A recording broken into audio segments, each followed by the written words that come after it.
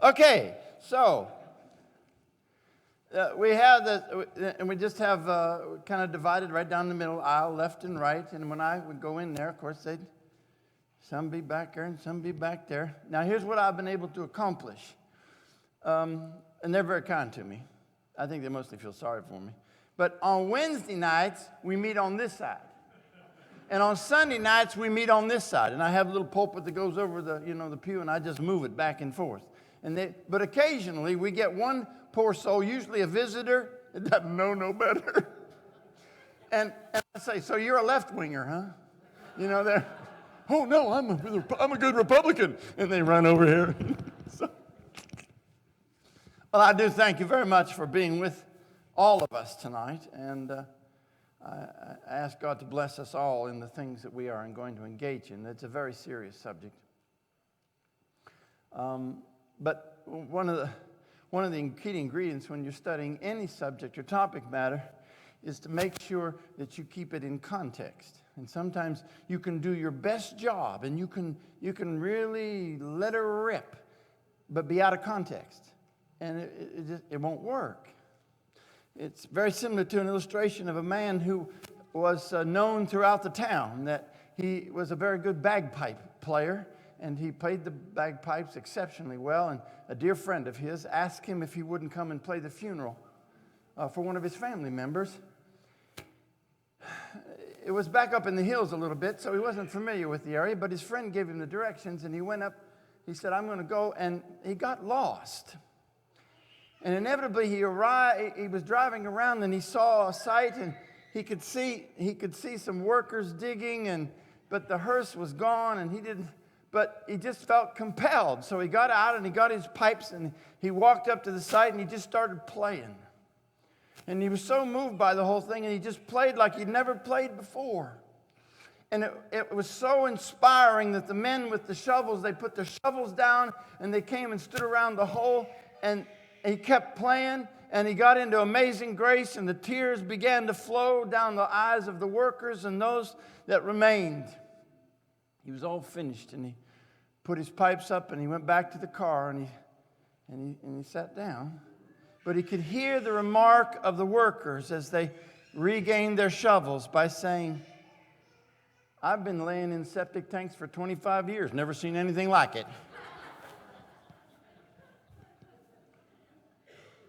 The idea is to keep it in context. The supreme authority for what we decide to do or don't decide to do is based upon the Scriptures. And as a side note, again, as I have tried to encourage you, the history of the Bible is an amazing one. I mean amazing. It is so unique in history concerning it as a piece of literature, of how it has come to be. It's unique in so many ways.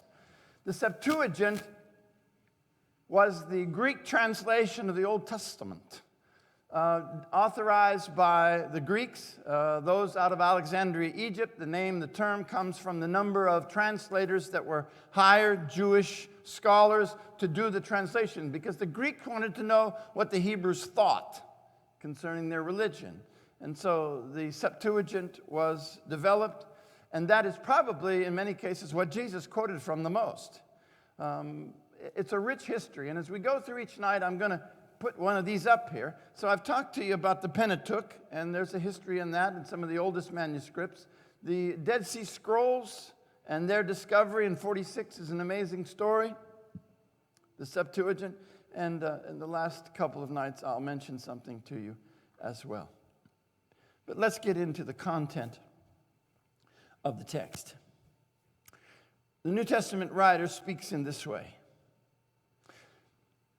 Beloved, I am writing to you this, the second letter, that I might stir up in your sincere minds by way of remembrance, that you should remember the predictions of the prophets and the commandments of our Lord and Savior through your apostles, that in the last days mockers will come with their mockings, seeking after their own desire, saying, Where is the promise of his coming? For ever since the fathers have fallen asleep, all things continue as they have since the days of creation. But when they deliberately maintain this, it escapes their notice that the world was formed by water and through water and by the Word of God. And the world at that time was deluged with water and destroyed. But the present heaven and earth is being reserved for fire and the destruction of ungodly men. That's a fact. That's a fact. As I began yesterday, the whole nature of what we're studying the Bible has a conclusion. And that is one of the major motivations for why we're doing what we do, because there's going to be a conclusion. This thing is going to be wrapped up. And I don't know about you, but I'd like to be, so much of this, what's going on today is, oh, well, is the Lord coming back? Is the hurricane one of the last days stuff? And all? But then realistically, I think I would want to be ready for the last day instead of figuring out when it is. Let's talk about it. Here's what we've covered so far. Why did God create? So we could be like him. These are the most simplistic levels. What's the Bible for? To explain through words how and how not to what? Be like him. What or why are those words so important? Because those words, as we've talked about, create thoughts, and those thoughts create actions, and those actions create habits or behaviors, and that creates your destiny. I operate every day based upon words. Whether or not, of course, we believe them or not. So the question was, in closing yesterday, why would anyone not want to be like God? Because the devil. For in the day that you eat of the tree of the knowledge of good and evil, you shall surely die, God said. And the serpent said, you will not die. You will be like God. And we bought it. So tonight, I want to know, what's God doing about it? See, he created us. He put us in the garden. He created us to be like him. It was a wonderful setup, but it didn't go down. And so people ask, what about suffering and what about evil? Where'd that come from? Did God make the devil? We know the scripture that says that God cannot be tempted by evil. He didn't make evil, can't be around evil. The idea is that he gave free will and free choice to all those at the top of the pole, angels and us. But he has a plan. Now, as I reiterated yesterday, I want you at all times not to ask me questions. If you don't want to ask them in class, you can ask them to me privately. But if you were one of these kids who always got in trouble for talking in class, the teacher was never opposed to people talking in class. It's just they usually were talking about something other than he was talking about. That was usually the problem. So it's okay. I encourage you to talk. So as we continue our examination, Ephesians chapters 1, 3, and 13, I'm going to look at a more detailed understanding from the book of Ephesians concerning God's plan and purpose. First of all, it's an eternal purpose, and if you will register that in your mind, it's important. You know we are immortal beings. You do know that, don't you? You need to understand that. You need to integrate. We are immortal. Now, we don't fly around in red suits and do kinds of things that those, you know what I mean. But I am immortal, which means what? I have a beginning, but I will have no end. I will exist forever. You will too. Get used to it. Now, eternal is something that has neither a beginning nor an end. And that, of course, is reserved for God. But the Bible clearly tells us that God's purpose is eternal.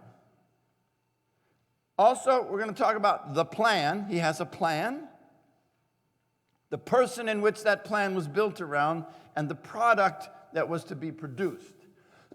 Now, we can see again, sometimes it doesn't, register quite right. It seems a little conflicting. Last week, you told me that the X was 10 because it was a Roman numeral. Now you're telling me, according to this equation, it's a 6. So sometimes when we explain things to people, it sounds contradictory, so it's our responsibility as teachers to try to make sure that doesn't happen. So the eternal purpose, as related in the Ephesians text, blessed be the God and Father of our Lord Jesus Christ, before the foundation of the world. That's the eternal part. He did this before he said what? Let there be light. He had the purpose nailed down. Now I want you to make a clarification. There is a difference between purpose and a plan. There's a difference. The plan and the purpose are not the same thing. The plan is the mechanism to achieve the purpose. Need to be clear on that. All right. So before the foundation of the world, we should be holy and blameless. I mentioned some of that yesterday, but I want to reiterate that. We oftentimes find ourselves in situations where we say, God, what's your plan for my life? Right there it is. That's God's plan for your life, my life, and every person he's ever created, to be holy and blameless. Stop beating yourself up thinking that you're not following God's plan. If you're right on track, if you're learning what it takes to be holy and blameless, what does the word holy mean? Hagios. It means what? To be separate. It doesn't mean to have a halo and go, Holy means to be separate. You don't act like everybody else. Things are set aside for special purposes. And as it says, blameless. Now, there's only one way you can get to be blameless. For there's only one name under which men might be saved. Because no matter what you do, there's always someone down here who can point a finger at you. Because whether or not you were forgiven of the sin or not, they can still what? I remember the day when you did that. So in a sense, down here, we can never be blameless. But one of the joyous things that I personally am looking forward to in heaven is the loss of my memory of my sins. You ever think about that?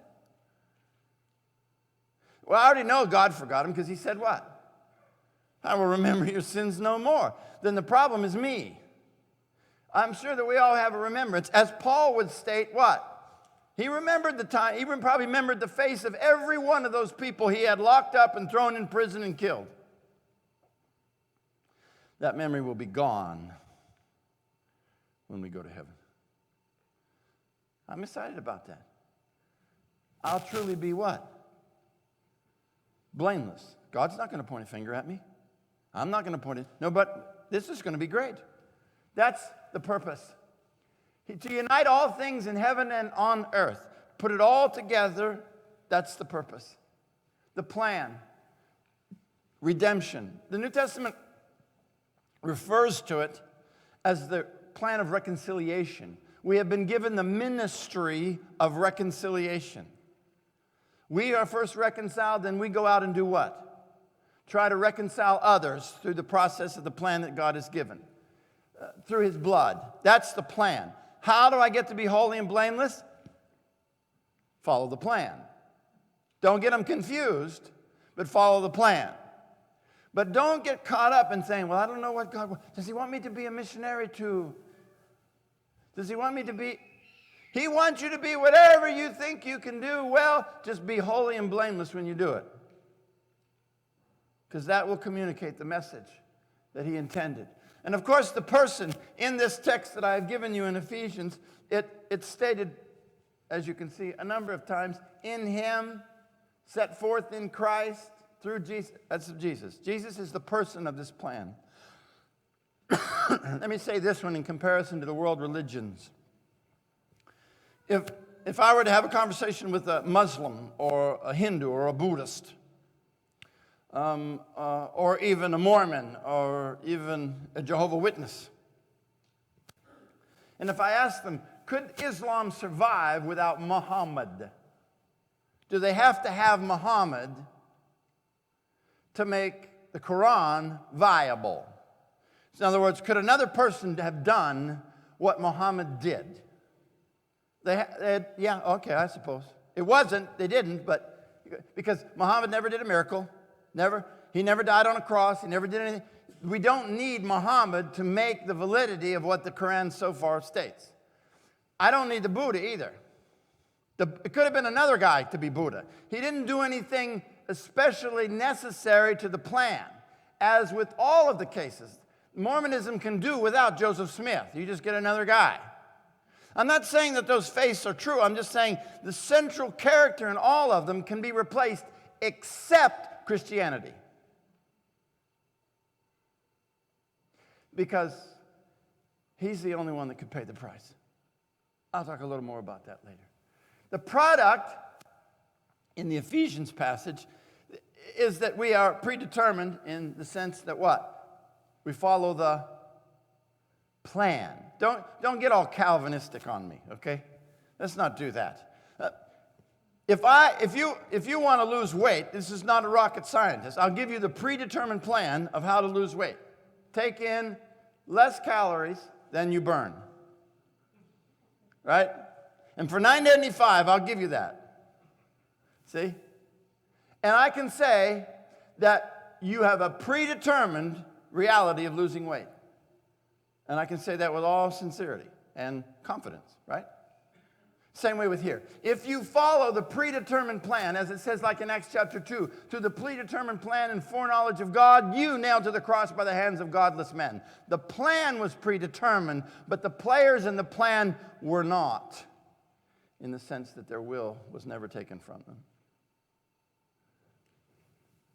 To be adopted as sons. And what are the only kinds of sons that God can have? Holy and blameless ones. So, let's continue our examination, but focus clearly on specifically the nature of the plan as we have begun. This is how it happened. This is a little more detailed view of what happened. When you heard the word of truth, faith comes by the gospel of your salvation, and believed him. I heard it, then I what? I believe it. Which means what? Which means what? If I believe it, I mean what? I trust it. I have complete trust in it. And how much trust does it take? Whatever evidence I've acquired. Whatever evidence I've acquired. That's why what? Some of the seed fell beside the road, right? And they believed, didn't they? The text says they believed, right? But what happened? Didn't have any root. Their evidence wasn't enough. And then some fell amongst the thorns, right? So it takes a certain amount of faith to believe, to get in the game, but that will not necessarily maintain you. Then he says, we were sealed with the promised Holy Spirit. When did that take place? Hello? At immersion. Okay? And at immersion, according to Ephesians 3 and certainly 1, we were sealed with that and we received what? Our inheritance. It was given to us, the text says, as a earnest money. The word actually is a legal term for when you give an advance payment for a piece of property that you don't expect to get back unless you come up with the rest of the payment. Okay? We have been sealed. So that's the way it happened. Now, what's the problem? That's the problem. We have to have the knowledge of how this thing plays out. And that was the emphasis of last night. You must learn the story. You have to learn the book. You can't learn parts of it, because eventually you'll run into some part that you didn't study, and it's going to affect your life, and you need to know what to do. When we're trying to reach our young people, they are sharp people. They are smart kids. As you know, they're much smarter probably than we give them credit for. And they know when you're pulling their chain, or when you're trying to go around the mulberry bush, or where you're just kind of throwing stuff out there. You need to give them hard, factual, concrete answers to their legitimate questions. Isn't that what you expect when you ask a question of someone? My people are destroyed for a lack of knowledge. If you check that text out specifically, he's talking about the priests. In context, he's talking about the priests. They have neglected knowledge, and so therefore they can't teach it to their people. And this, of course, in the historical line, is in that exile period. Here's what we got. In the age of information, folks, we cannot deny it. I mean, all of you got your phones. It's harder and harder for a guy like me to get up here because all of you are looking at, the Septuagint. Let me look that up. I can't read it, but I'm looking it up. You've got access to 72,000 translations, 47 kinds of programs that tell you. And I love it when the guy goes, and the Greek word is, yes, sir, what is it? Well, that's not quite right, but you see what I mean? We got it at our disposal. There's no excuse. There's no excuse. So how are we going to deal with it? Tonight I want to talk about your child's worldview. Some of you may be familiar with that term, some of you may not. We're going to define it. For those of you that have been asking me about practical things, I recommend this book, James Sire, The Universe Next Door. It gives you a really good view. It's readable. It will help you to understand the different worldviews that are out there. And you say, well, what do I got to need to know that for? Because your kids are being taught them. Your kids are being taught these worldviews. Okay? And if you're going to have it, and they're not going to come home, as I said last night, they're not going to come home and say, let me tell you what I learned today. They're not going to do that. You have to engage them with the kinds of things that they will, well, how did you know that, Mom? Dad, where did you learn that language? How do you know what a worldview is? Well, I wasn't born yesterday. No, that's all right. This is the fancy, long version of the definition. It is an express set of presuppositions which may be true, partially true, or entirely false, that we hold, and you can see there, consciously or subconsciously, consistently or inconsistently, about the basic constitution of the reality that provides the foundation on which we live and move and have our being. The actual version, the short one, is that a worldview is a commitment we hold about reality which provides the reasons why we live and the way we do it. That's your worldview. And your kids have worldviews. They might not call it that, but they have worldviews that are related. Let's take a look. Ooh. Nice. Thank you. It is the rock-bottom answers to simple questions that reveal our worldview. And I mentioned that yesterday. Well, it really comes down to two levels. Our modern world is really not in tune to dealing with reality. It has become extremely subjective versus the biblical statement that the truth will set you free. And so you must understand that what's being taught in the institutions, especially the higher learning institutions, is a concept that truth is relative. The Bible is built on the idea that truth is absolute. And there's a big difference between the two. So we need to have a reality check, and we need to define a couple of terms. Some people do that. Reality, the world or the state of things as they actually exist, as opposed to an idealistic or a notional idea. You get it. It doesn't keep people from operating in a world that's not real. If they believe that the way they behave, and that possibility, and that's true. Sure, they were going to talk.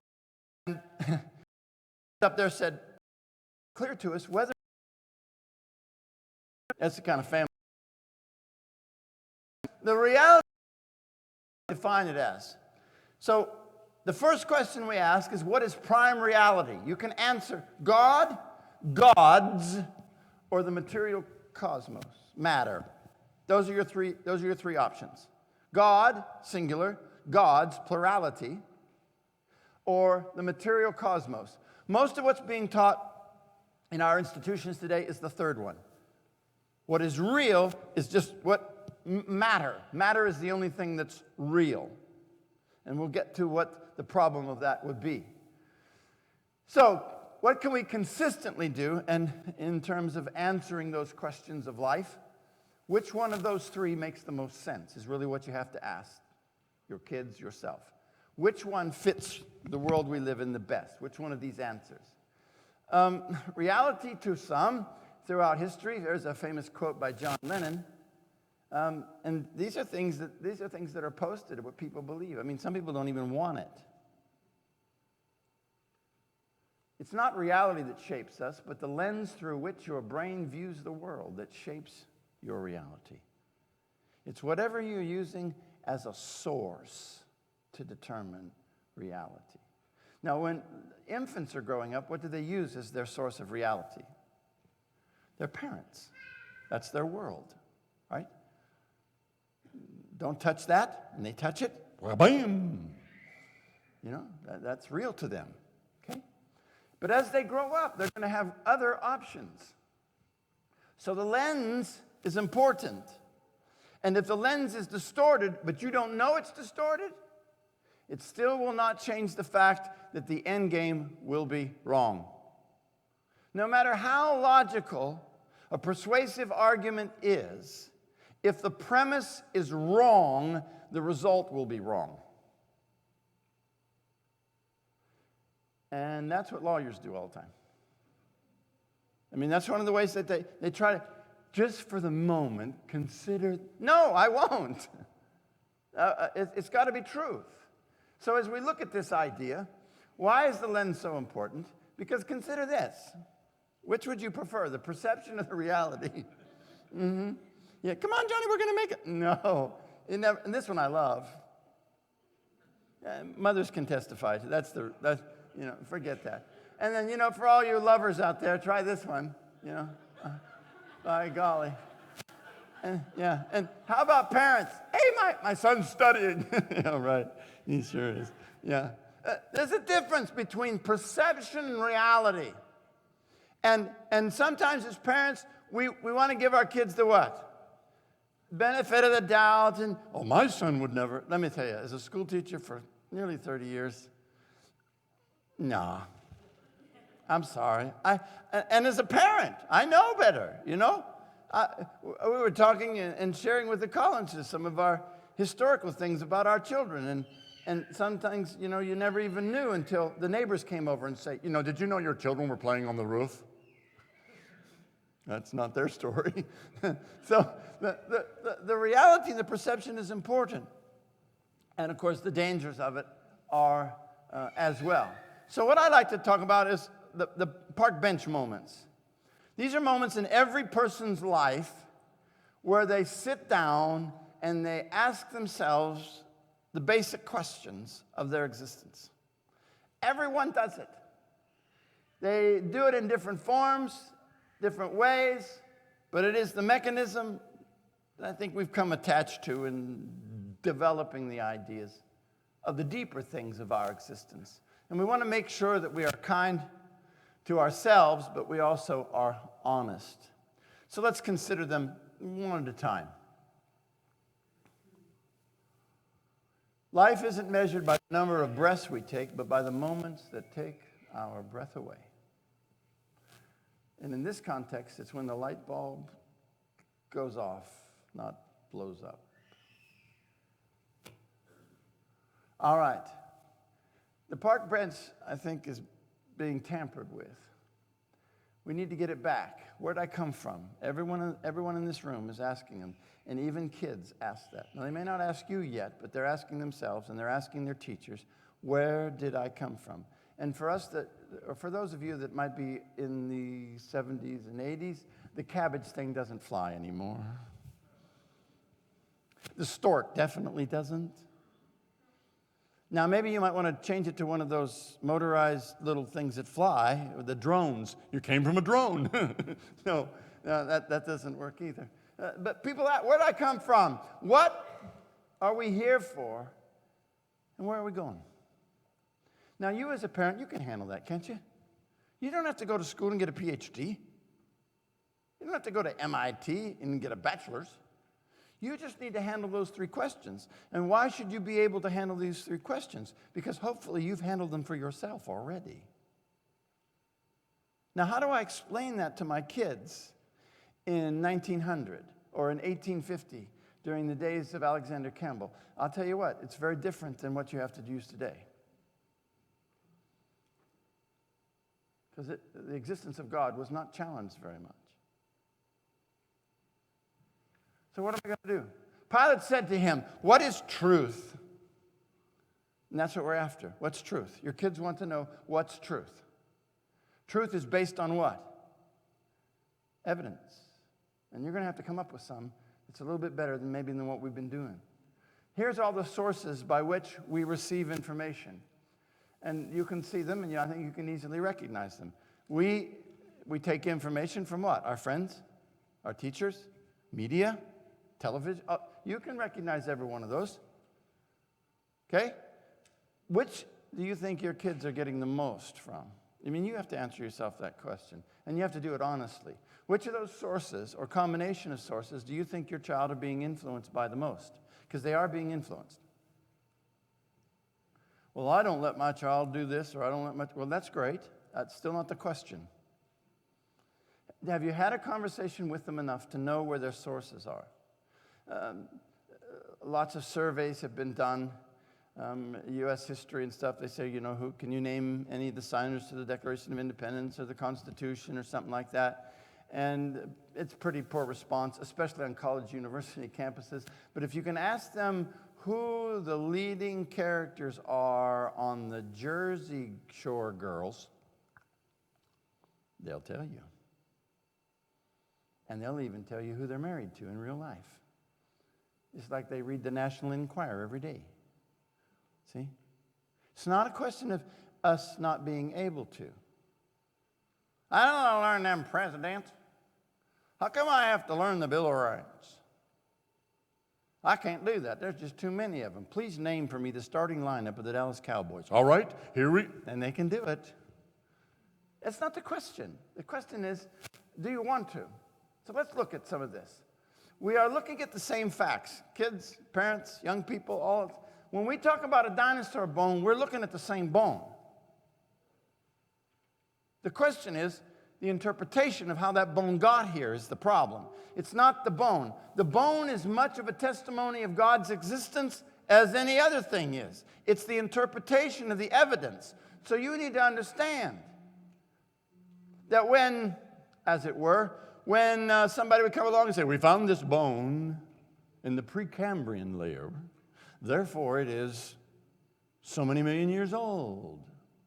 And so that when you go to the paleontologist and you say, excuse me, how do you know that this bone is so many million years old? Because we found it in the Precambrian layer. It's called circular reasoning. You never bought it from your kids either, did you? Well, don't buy it from scientists either. There's some information out there. There's plenty of information out there. If you like fossils, if you're going to teach fossils or talk about fossils, because your kids love to talk about fossils, then get some of the facts on like carbon-14 dating, where they've thrown in live seal skins into the machine and it comes out thousands of years old and you just killed the thing. There's some problems in all that stuff, and we need to be able to have those answers. So when we're talking about the nature of this, which pair of glasses are we using? Are we using Darwinian theory to start, to be our foundation of understanding, or are we using the Bible? Important distinction. Hollywood. This is a book that was written from an insider about the agenda of Hollywood concerning the issues of religion. They have an agenda. Don't be mistaken. They have an agenda. They are specifically doing things with their movies to influence the minds and to complement the things that are being taught in universities. Subtleties, too, because they're good at it. The worldview that we have is based upon some source of information. If you say it's the Bible, then you need to be able to give chapter, book, and verse. You need to be able to explain it in a way that your children or yourself can get it, or your neighbor, or the person you're working with. How are we going to do that? Consider this in a bigger picture. Death is not the greatest of evils. It's the worst to want to die and not be able to. See, this is an ongoing problem. Of course, these guys are pretty old. But the idea hasn't gone away. As I mentioned before, if you want to kill yourself in Belgium, you can apply to the Supreme Court and get yourself killed. You don't have to have a debilitating disease to do it. And that's permeating other parts of Europe as well. You're getting the right to do that. in the biblical sense, we have what? We respect life. Because we don't want anybody to die, even up to the last minute, if their soul is not what? Saved. I don't care how evil they were. I don't care what bad thing they did. If I can prolong their life and one more event could cross their mind that save their soul, that's what I do. I don't condone the behavior, but I'm not going to. I'll write that one off. Nothing can happen more beautiful than death. Walt Whitman. That might surprise some of you. How about this one? Jimi Hendrix. How many hippies we get out there? Yeah, that's what he said. He said, I'm the one that's going to die when it's time for me to die, so let me live my life the way I want to. Guess what? God's going to let you. You see, God gave us free will in our choice. He did not give us free will in the consequence of that choice. We have to be able to communicate that to people. So when you're dead, right? That's it. Now that's the bottom line, and that's the bottom problem with the evolutionary model in whatever form that it takes, and we'll explore that in a minute. And this was to be the area that I would suggest that you kind of get your hands on or get your mind around. A child says, well, we're just a product of evolutionary design. We went along. And you say, well, what's the purpose of your life then?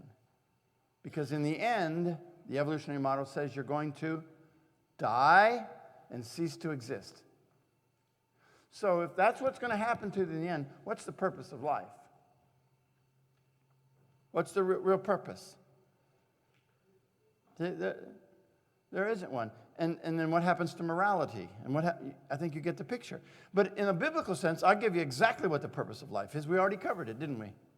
Because there's a finish line, and I am a what? I'm not going to die and cease. I am a immortal being. There's a big difference between being dead and that's it and living forever, isn't there?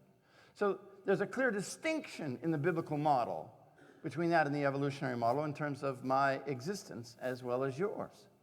So, this is what the Bible says. It is appointed for all men to die once, then comes judgment. And you say, daughter, son, are you ready for judgment? But do you also see why the evolutionary model is so inviting? Because it takes away what? Judgment. I can do what I want to do when I want to do it, and there's really no consequence. And it doesn't really even matter in the end.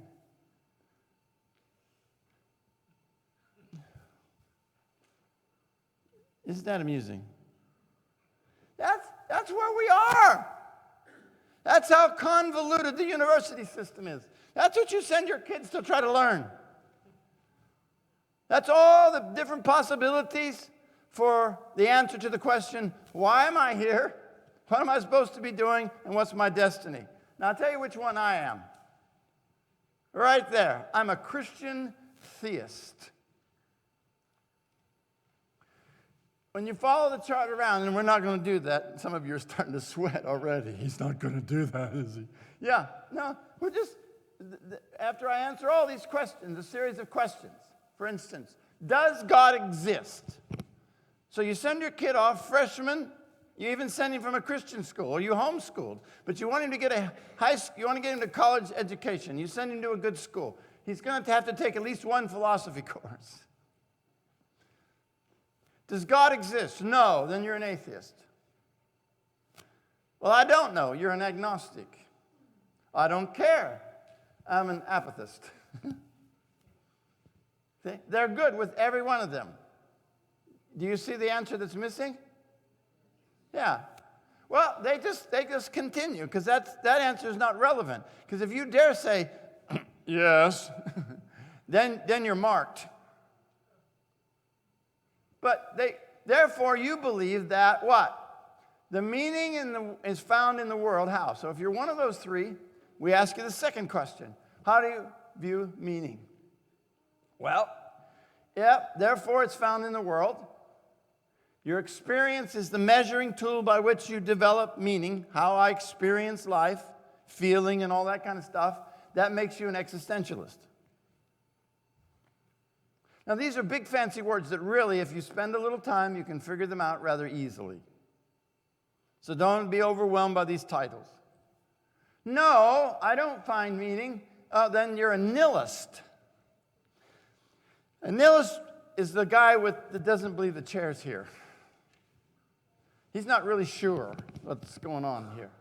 Now, they're a smaller group because that's a really hard position to defend. But that's what you are. Well, I'm not sure. Okay, you're back to that. You're definitely on track. You're just an agnostic. You don't know. See? Those are the fence sitters. They don't know if they can know. You know? And so most of my students were that, and they didn't even know it. What are you doing? I don't know. Don't care. They're still apathists. Those are the things. Well, meaning is found then. We're going to trace this one up at the top. Meaning is found by each individual. Remember, it's found by experience. And we can break that down into smaller groups to say that meaning is found as an experience of the collective or the individual. Those of you that think you can find it by the individual, you are a relativist. Because everything is then what? Relative to me. And that's why kids come home and say to their parents, oh, that's just you. I got my own thing, Mom. Dad, peace out. Something like that. You know? And by the time the kid's out of the kitchen, Mom's going, oh, what's that? You know? The roast is burnt. She's thinking about it so hard. What about meaning is found in nature? The study of material world, the cosmos. Then you're a naturalist. And that is the majority of what you'll find, is those that believe in the study of the universe, the rocks, the trees, the laws of gravity, physics, mechanics, all that. They're a naturalist. Meaning is found in the collection of the group of humanity. That makes you a humanist. Now, when you look at all of these, and that book that I mentioned will give you some aid in figuring all that out, but you need to be conscious of that, because here's a one that stumps young people, especially teenagers. When you ask them these questions and they answer those things, you get to tell them what they are, and they don't even know it. And they'll sit up and pay attention. So you're a nihilist, son. I beg your pardon. I'm Bobby. You got to work them. You got to work them. You got to show that you're not a dingbat. Here it is. Noah Webster. This is the guy that kind of got things going for us. He is the early father of American education. That's what he believed about education right there. You like that? I do. Noah Webster, of course, is the Noah Webster dictionary guy. So if he did the words of American society in the first early dictionaries, and that's his mentality, how do you think he worked those words? Yeah, right. Instead of A for apple, A is for Adam. Here's what we got now. Those of you that have been, that's John Dewey. Remember the Dewey Decimal System. That's what he believed. Along with John Huxley. How many of you know B.F. Skinner?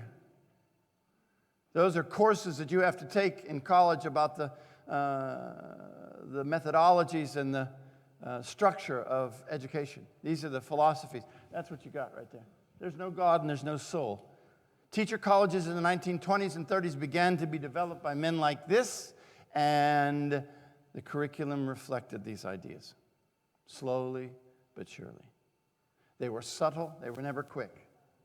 So, Mr. Dewey, what can you help us? The material universe is all that exists. So that means he's what? He's a naturalist. Okay? Reality is one-dimensional. There's no such thing as a soul or a spirit. The human species will one day pass out of existence.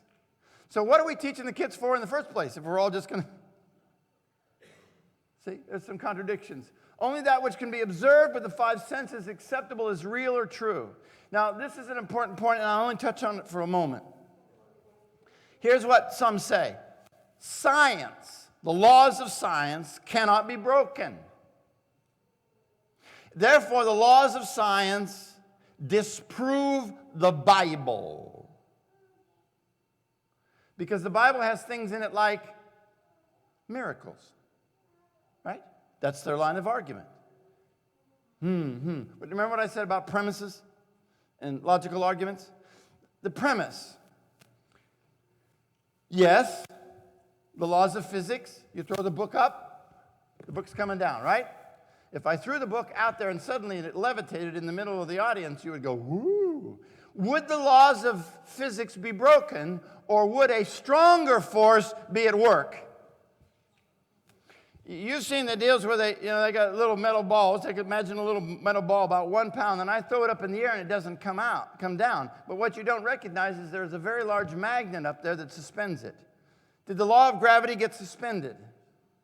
No, another force took over. So if God wants to suspend this book, he's simply what? He's not breaking his laws, he's simply instituting a new one. Thomas Jefferson was a deist, by the way. He was not a theist, he was a deist.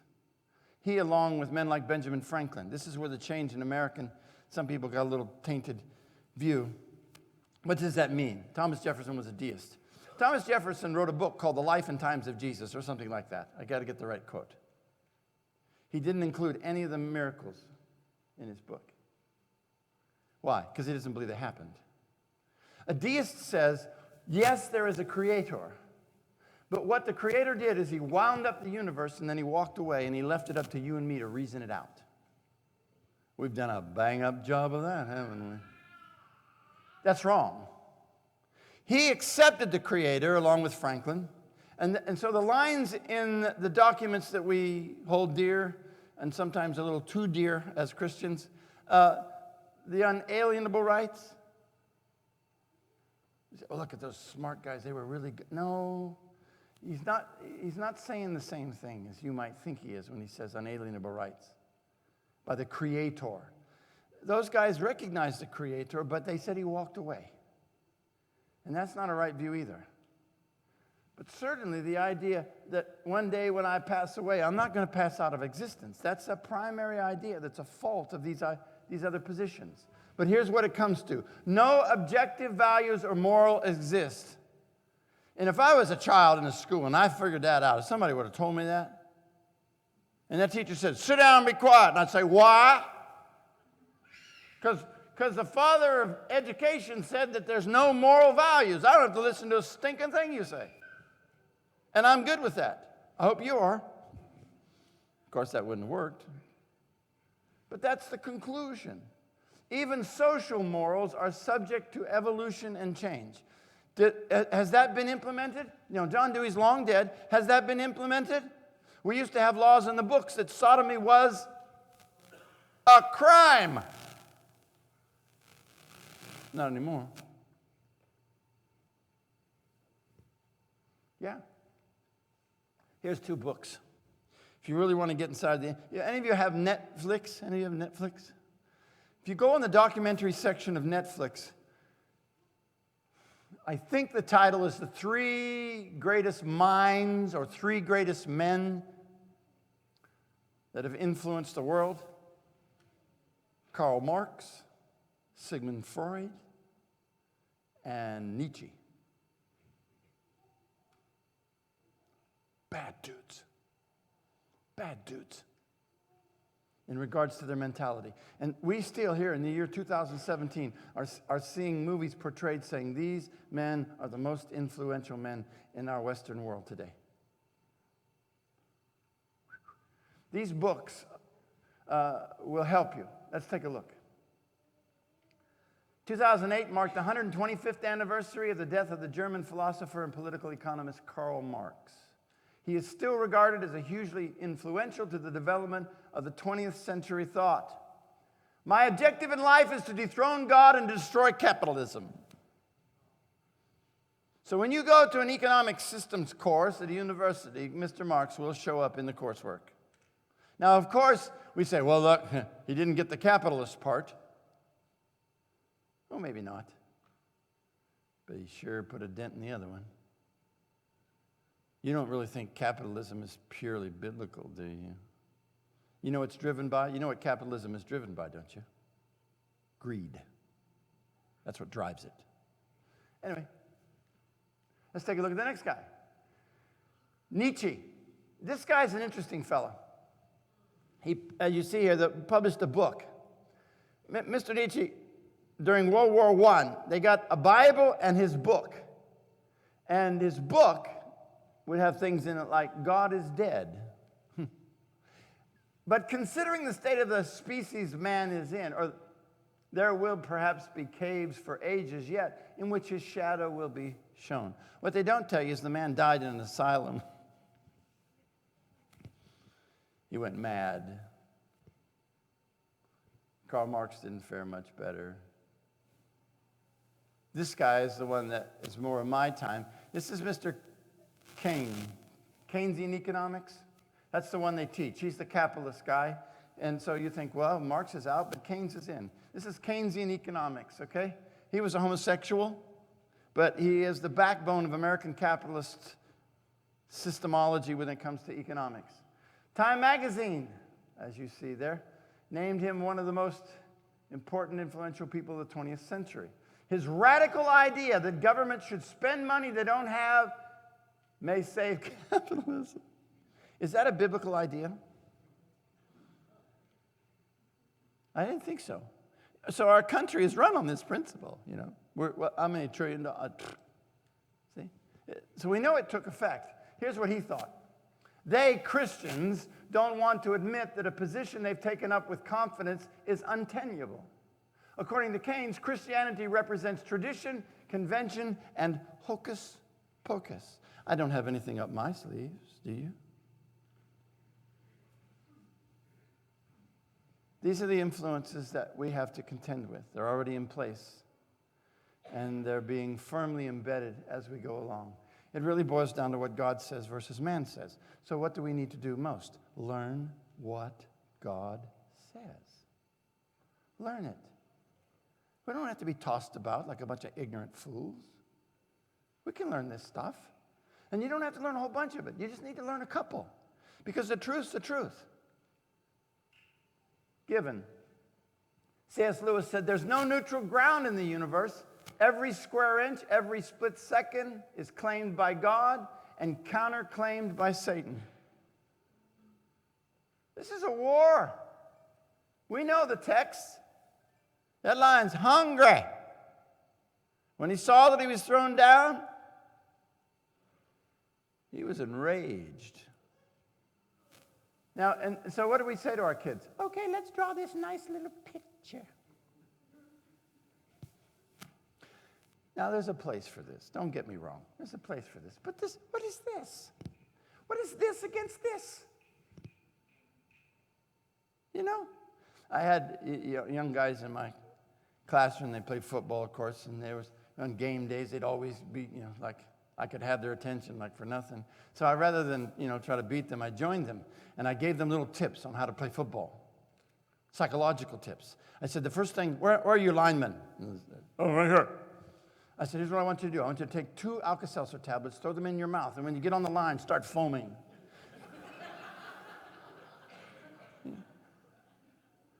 Hey, that's a good idea.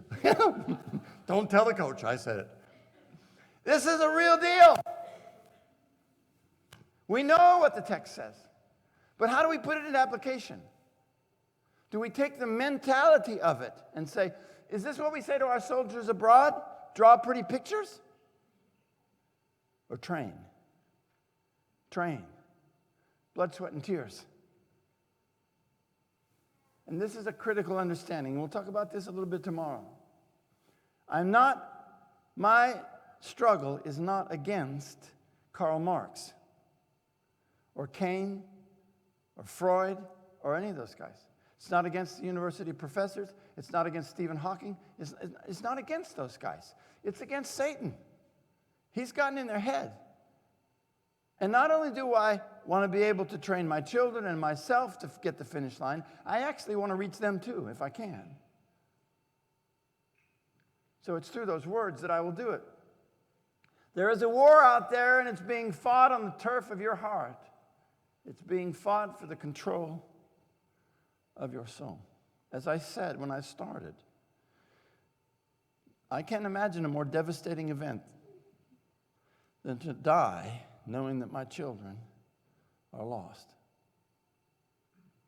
I could die bankrupt or maimed or slow death. It doesn't matter. But if I die and I've lost my kids, and I didn't do everything I could, I'm not going to take away their power of choice. I'm not going to ride that guilt trip. Ezekiel 18 makes it clear. The soul that sins will die, for the father will not bear the punishment for the son's iniquities, and neither will the son bear the punishment for the father's iniquities, but the person who sins will die. I don't want to confuse those issues for you.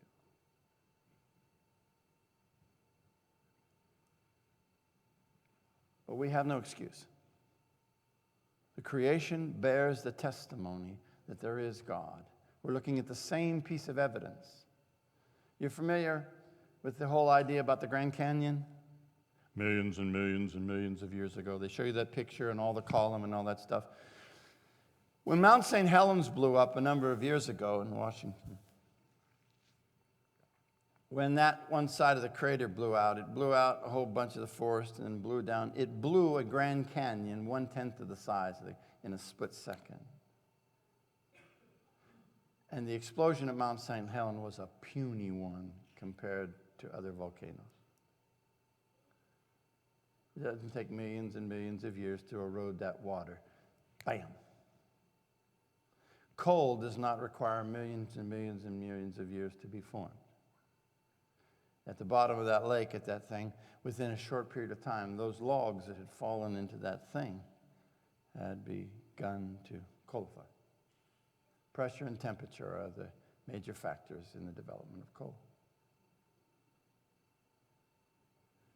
So you just have to pick a subject. Somebody out there's got a real good explanation for you, and you don't need to know 50 of them. I say learn 3 of them. Why do I say 3? Again, it's biblical. On the basis of 2 or 3 witnesses, let all things be confirmed.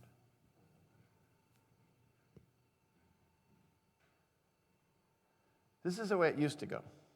This is the conflict in your children's minds. You remember her? Did you all have a teacher like her? If you get caught cheating, there will be serious consequences. If you get caught cheating, there will be serious consequences. In my business, there was a big scandal a number of years ago where the superintendent of the Atlantic School District was caught telling answers and encouraging teachers in the classroom to tell their students answers on the state exam. Because they were under so much pressure of having, if they failed again, the whole bunch of them was fired. But it goes on in my business a lot more than you think. The integrity of the teacher is questioned. And when kids go to school and they find out, in the school that I taught, some conservative small town, we had a couple of sex scandals. Yeah. And we're telling the kids, I taught abstinence program. We had an abstinence program, and I volunteered to teach it, so I taught abstinence to the 8th grade class for several years. And while that was going on, we had this hocus-pocus, hanky-panky in the back room amongst some of our coaches who just came fresh out of college. I also had the privilege of teaching Old and New Testament survey at the high school.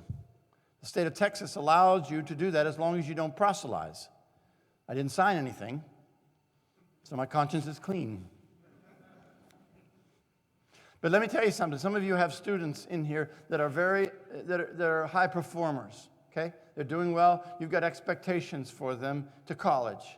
Let me tell you something. It's a conservative town. In the classroom that I was teaching in 8th grade, then when I got the opportunity to go to the high school, many of the upper-end students were encouraged to come take my class because they knew how I ran it. So they signed up to take Old New Testament survey. And so I taught it one year, and my enrollment for the second year fell off, and my enrollment fell off for the third year again. And I grabbed some of these kids, and I said, what's going on? Don't you like? We love the class. Well, what's the problem? My mother said that you're too hard, and you're going to hurt my GPA. I heard that more than once. They thought it was going to be underwater basket weaving. It's an elective, right? We just show up and we get an A, right? Fat chance. I'm teaching the most important subject in the school. And you told me, you took the class because, and most of these, because they were high performers, were also what? very active in their religious groups in the community. Lots of Baptists. The Catholics bailed on me because, well, never mind. The reality is that you don't tell me you want your kids to get to heaven and you cut them short by saying your college education is more important. Don't do that. Don't do that. Get serious. You trust God? Take care of your kids. Get a job. If they want to work hard, God will get them a job.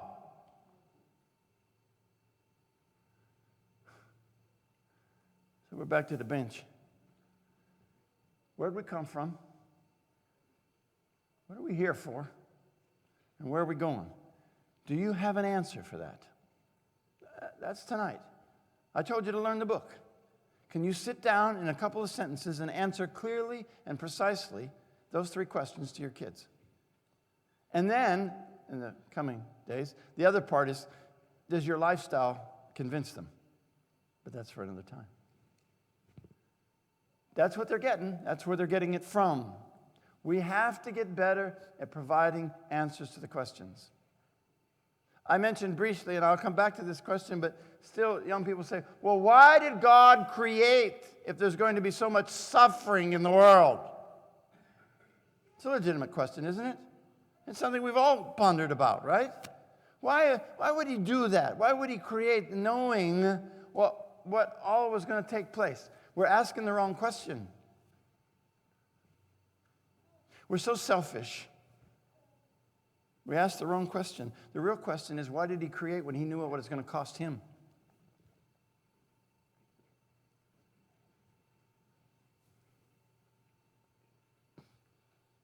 Yeah. We have specific answers for the Big Bang, the expansionist idea. Here's the simple one. You get all that charts and the graphs. Here's the billion-dollar question. The most current that I'm aware of explanation concerning the Big Bang is that the mass of matter that makes up the universe weighed approximately 25 pounds. And it blew up. Did its thing. Here's all your pictures and your animations. Here's the billion-dollar question. Where did it come from? Where did the matter come from? Where did the matter come from? Teacher, where did the matter... Not now, Billy. Where did the matter come from? Well, do you know, Billy? Yes. God. Sit in the back, Billy. Right? They can't explain it. Stephen Hawkins is trying to, in his most recent book, he's trying to lay out an argument that says it was always here. But it really doesn't what? Answer the question. So he further goes on and says it came out of nothing. I mean, I might not be too sharp sometimes, but I mean, it came out of nothing. And he got these pages, and where'd the matter come from? You just need to learn a few things. We'll talk a little bit more about that in the coming. How about Hindu and Buddhism? I was down at the coffee shop. Antoinette loves to get her coffee. So we become familiar with this particular coffee place. Actually, I hang out. I don't have many Bible studies at the church building. I have a coffee place down from where I live, and that's where I do all my Bible studies too, because, you know, it's kind of hip and all that kind of stuff. But they got good coffee. So I was down at your coffee shop here in town, and I was back there. I always like to go to the billboards, especially in those kind of hipster joints. I like to find out what's going on in town. And I went over there, and I looked at the board. There are 3 separate flyers for yoga. One of them will take you to the Caribbean and let you meditate for 9 days. I'll go to the Caribbean. I'll meditate with my little glass of tea and just hum a lot if you want me to, but we're in Alaska, for crying out loud. The spiritual side of Buddhism is here. What's wrong with Buddhism and Hinduism? Buddhism basically says this, and I think our experts could correct me if I'm wrong. But Buddhism says that almost any path will work. That's why you can't, if you try to carry on a conversation about Christianity, they're going to, it's okay, my friend, you will make it. I will make it. They will make, everyone will make it. Really? Yes, we believe that there's different paths for everyone. We are not an exclusive religion. And I say, I don't think that's true. Oh, yes, everyone will go. So then why did you reject the Vedas? Because they're an offshoot of Hinduism. And Hinduism is based upon the Vedas. And what they did is they rejected the Vedas. They said the Vedas weren't true. So guess what? Not every path is going to make it. Now, once you get at the core of the problem of any idea, you don't have to know the rest of the nonsense. You don't have to attack the rest of the logic. You only have to get it right at its ankles. What about Islam? The center problem with Islam, from a logical standpoint, is that they say Allah is merciful. And I say, that may be true, but he's not just. What do you mean he's not just? He's merciful, but he's not just. Why would you believe in a God that's not just? And they say, what do you mean he's not just? Well, let me ask you this question. Let's say you had committed rape, okay? And Allah forgives you. He grants you mercy. What about the person you raped? Is there no justice for them?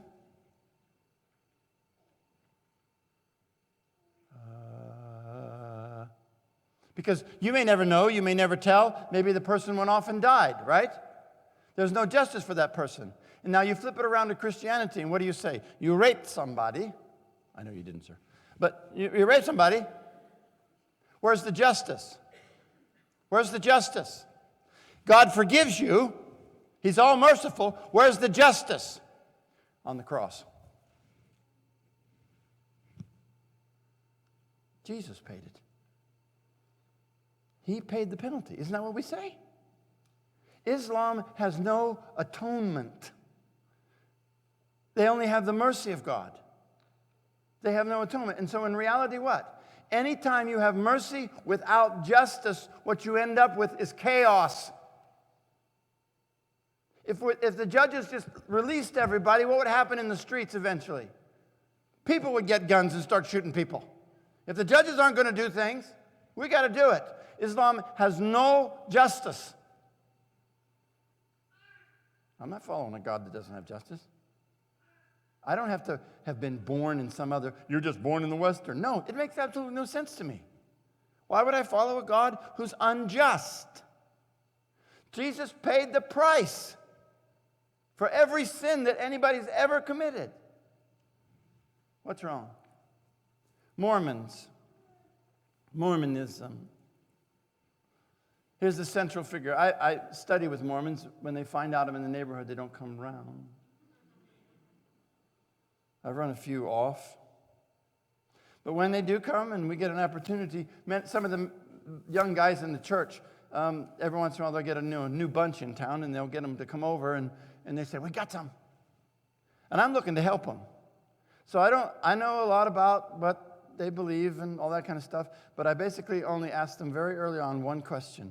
So you can believe, and you do believe, you will be God someday. That's at the core of their faith. They believe they will be gods. But more importantly, they believe Jesus was not always divine. Do you understand that? He became divine. That's heresy. The whole concept of Jesus coming down here like a human is so central to our understanding of Jesus being our best example. He was divine, yet he was human, but still God. Not in Mormonism, not in the Jehovah's Witnesses. That's our foundation. We have to learn it. We live in a time where we have to learn enough to combat these other positions in a succinct, loving, specific way. And you might not always get it right the first time, second time, third time. But don't stop trying. But work with your kids. Try to figure out where they're coming. Ask them some questions. Get some of this material and read it. As the text that we began with, the mockers will come. They're going to try to mock the whole program. We need to be solid in what we know, and we can be. For the Lord is not slow about his promises, as some count slowness. For with the Lord, one day is as 1,000 years, and 1,000 years is one day. But the Lord will come like a thief in the night. Are you ready? Do you want your kids to be ready? Learn the book. Get a faith that will save you, that you can pass on to your kids. Become aware of the schemes of the devil. Learn your children's worldview and give them a biblical one. Thank you for your attention.